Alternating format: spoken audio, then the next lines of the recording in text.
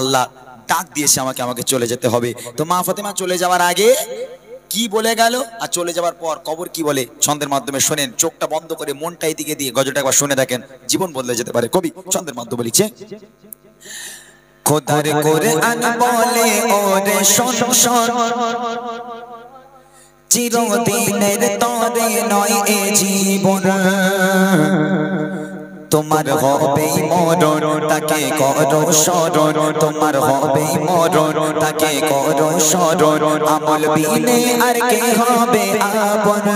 খোদার কোরআন বলে ওরে শোন শোন, চিরদিনের তরে নয় এ জীবন, তোমার হবে মরণ তাকে করো স্মরণ, তোমার হবে মরণ তাকে করো স্মরণ, আমল বিনে আর কে হবে আপন।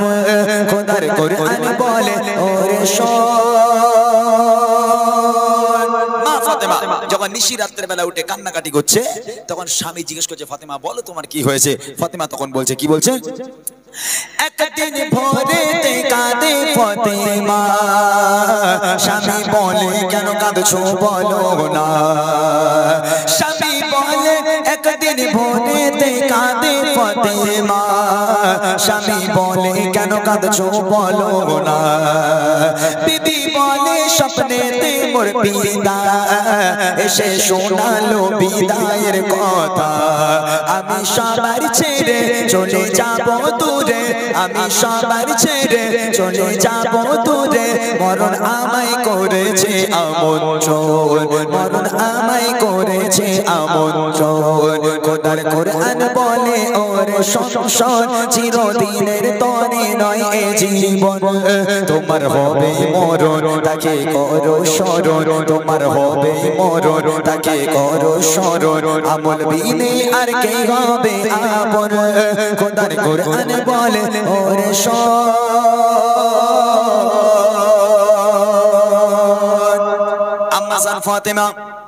আম্মাজান ফাতেমা ইন্তেকাল হয়ে যাবে। ইমামে হাসান ইমামে হুসাইন দুই বাচ্চা নানা জানের রওজার সামনে দাঁড়িয়ে দাঁড়িয়ে দুই ভাই খেলা করছিল। নানা জানের গায়েবী আওয়াজ এলো, ও হাসান ও হুসাইন দৌড়ে দৌড়ে তোরা বাড়ি চলে যা বাবা, তোরা বাড়িতে গিয়ে তোদের মায়ের চাঁদ মুখখানা শেষবারের মতো দেখে নে বাবা, তোরা তোদের মাকে হারিয়ে ফেলবি বাবা, আজ থেকে আর মা বলে তোরা ডাকতে পারবি না, শিগগিরই বাড়ি চলে যা, মাকে জড়িয়ে ধরে একবার মায়ের চাঁদ মুখখানা জনম জনমের মতো শেষবারের মতো একটাবার দেখে নে বাবা। হাসান হুসাইন দৌড়ে দৌড়ে বাড়ি গিয়ে আম্মাজানকে জড়িয়ে ধরেছে। তারপর দেখেন, নবী বলে ও হাসান হোসেনা দেখে নাও তোমার মায়ের মুখখানা, আসবে না মা আর তোমাদের দ্বারে, চলে যাবে সে তোমাদের ছেড়ে, শুনে এমন কথা তাদের লাগে ব্যথা, শুনে এমন কথা তাদের লাগে ব্যথা, কেঁদে ওঠে মাসুমের দুই নয়ন, কেঁদে ওঠে মাসুমের দুই নয়ন। খোদার কোরআন বলে ওরে শোন শোন, চিরদিনের তরে নয় এ জীবন, তোমার হবে মরণ তাকে করো স্মরণ, তোমার হবে মরণ তাকে করো স্মরণ, আমল বিনে আর কে হবে আপন। খোদার কোরআন বলে ওরে শোন। আম্মাজান ফাতেমা ইন্তেকাল হয়ে গেল, মা ফাতেমা মারা গেল।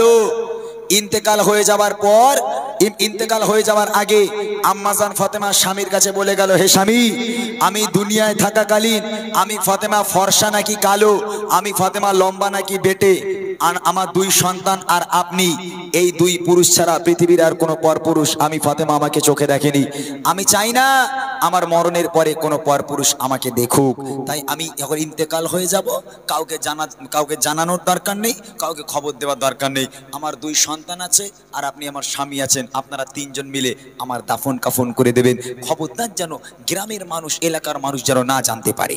এই কথা বলে মা ফাতেমা মারা গেল, ইন্তেকাল হয়ে গেল। ইন্তেকাল হয়ে যাওয়ার পর আম্মাজান ফাতেমাকে সুন্দর করে কাফন টাফন পরিয়ে যখন খাটিয়াতে শোবানো হলো, খাটিয়ার পায়া হলো চারটে। এখন আম্মাজান বলে গেল যে আমার দুই সন্তান আর স্বামী তিনজন মিলে কাজ করে দেবেন। তা দুই সন্তান দুই খাটিয়ার পায়া ধরেছে, আর একদিকে ধরেছেন স্বামী হযরতে আলী। এখন একটা পায়া বাকি আছে, কে ধরবে, কে নিয়ে যাবে? তিনজন তো খাটিয়া যাবে না, চারটে মানুষ লাগবে। হঠাৎ করে হযরতে আলী তিনি দেখতে পাচ্ছেন দূর থেকে দৌড়ে দৌড়ে দৌড়ে দৌড়ে আসছেন আবু যার গফারি।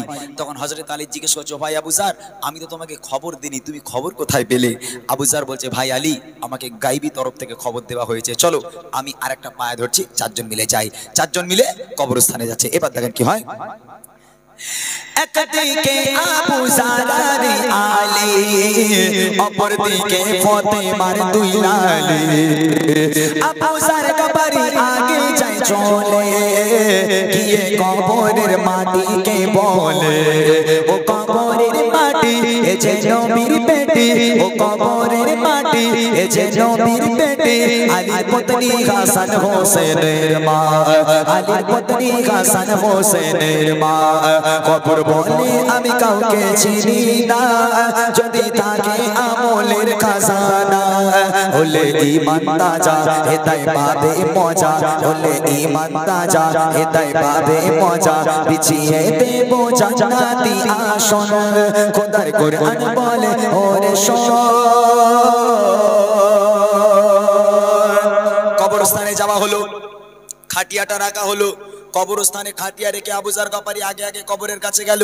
আগে আগে কবরের কাছে গিয়ে কবরের মাটিকে বলছে, কবর, তোর মধ্যে আজকের কাকে রাখছি তুই জানিস? তোর মধ্যে যাকে রাখছি সে হলো জান্নাতের রানী ফাতেমা। দুনিয়ার বুকে যত নারী আছে সব নারীদের সরদারিনী ফাতেমা, নবীর বেটি ফাতেমা, আলীর পত্নী ফাতেমা, হাসান হুসাইনের মাকে তোর মধ্যে রাখছি। কবর, খবরদার খবরদার, ফাতেমার সঙ্গে যেন বেয়াদবি করবি না। তখন কবর কি উত্তর দিচ্ছে জানেন? আমার মায়েরা শোনেন, শোনেন, যারা নামাজ কালামে ধার ধারেন না, যাদের বাড়িতে কোরআন শরীফ তিলাওয়াত হয় না, নামাজ হয় না, তারা শোনেন। কবর বলছে, আবু যার, আমি হচ্ছি কবর। এই কবর কে জান্নাতের রানী ফাতেমা, কে নবীর মেয়ে ফাতেমা, কে হাসান হোসেনের মা ফাতেমা। কবর সব দেখতে যায় না, কবরে দেখে ঈমান আর আমল। ফাতেমার যদি ঈমান আমল ভালো থাকে কবর ভালো ব্যবহার করবে, ফাতেমার যদি ঈমান আমলের ঘাটতি থাকে তাহলে কবর ফাতেমাকেও ছেড়ে কথা বলবে না। আমার মায়েরা বুঝে আসছে কিছু? যে কবর ফাতেমাকে এই কথা বলতে পারে, যে ফাতেমা সব মেয়েদের জান্নাতে নিয়ে যাবে, সেই কবর ফাতেমাকে যদি এরকম কথা বলতে পারে, আচ্ছা আপনাদের মনে হয় আপনাদের যখন কবরে রাখা হবে ফেরেশতারা আপনাদের স্বাগতম জানাবে? আপনাদের মনে হয়? হ্যাঁ, বলবে, রাগ করবেন না। ফেরেশতারা বলবে, আল্লাহ ওদের সওয়াল জবাবের দরকার নেই, ওরা জীবনে নামাজই পড়েনি, কি উত্তর দেবে? ডাইরেক্ট পিষে দাও, ডাইরেক্ট পিষে দাও।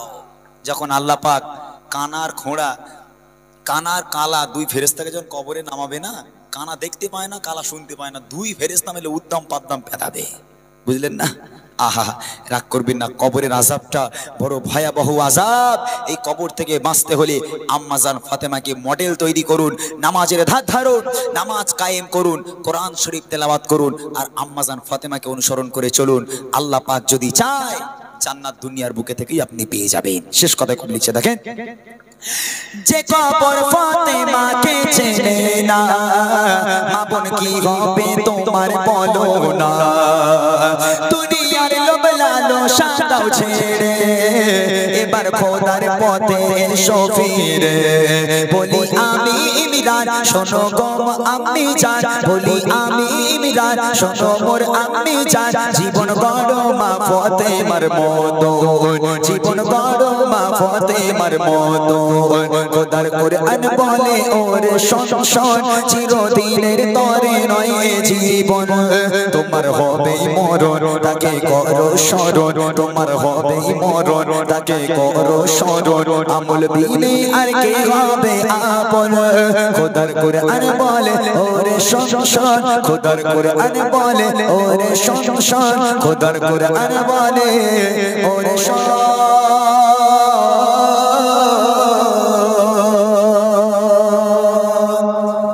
শর্টকাটে শুনিয়ে দিলাম, ওটা ওটি করবে।